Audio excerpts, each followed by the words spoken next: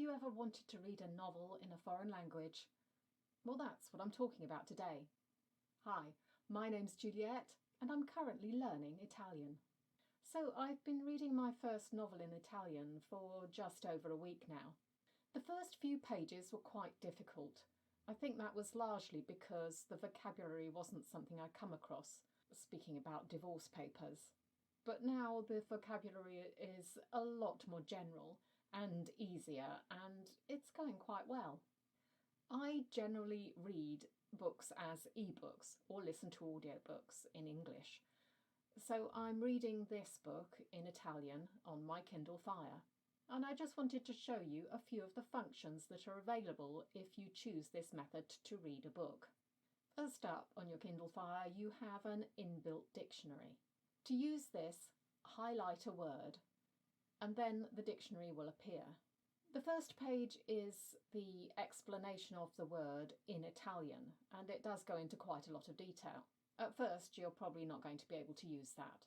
I certainly can't at this stage for most of the words. Then as you scroll across, there's a Wikipedia entry, which I haven't used at all, and then scroll again and you'll get the definition of the word. Now, because the word isn't in context, you may get the wrong definition. But that doesn't matter because you can go back and you can highlight a very short phrase, no more than about 3 or 4 words, and then go through the process again, and it will translate the phrase. And that generally is more accurate. So you've looked up the vocabulary, what next? Well, you could just highlight it as a reminder to go back and revise it. Or the Kindle Fire does have a flashcard option. Now, it's not a fully fledged flashcard app like you might get specifically for language learning. It just has a front and a back, but you might find it useful. First, highlight the word or the phrase that you want to add and select copy. Then click on the little icon for the flashcard at the top of the screen. If you haven't already created a flashcard deck, you will have to do that by clicking on the plus icon and giving it a name, but I already have one created here. So I go into the flashcard deck, I paste in my phrase or my word that I've selected, and then beneath that I can put the meaning of the word. Then you can go through and revise all the things that are on your flashcards if you wish. Now, this is quite a clumsy process, so you may just prefer to highlight anything that you want to go back and revise later. Now, I've had to download a book in Spanish to show you the next thing because I already did it with Italian.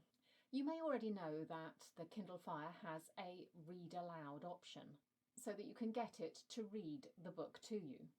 Well, if you download a foreign book, you'll notice that when you go into the read aloud section, it allows you to download a voice for that language. This only takes a couple of minutes to do, so it's worth the effort.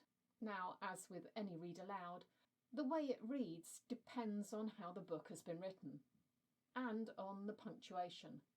If there's very little punctuation, you'll find that the intonation and phrasing is quite difficult to understand. I'm sure this will get better over time. Poi si fermò, incuriosita da un negozio vuoto di fronte alla pasticceria, dall'altra parte della strada. Le suscitò una tale emozione dentro che quasi le levò il fiato. At the moment, I find it either too slow or too fast.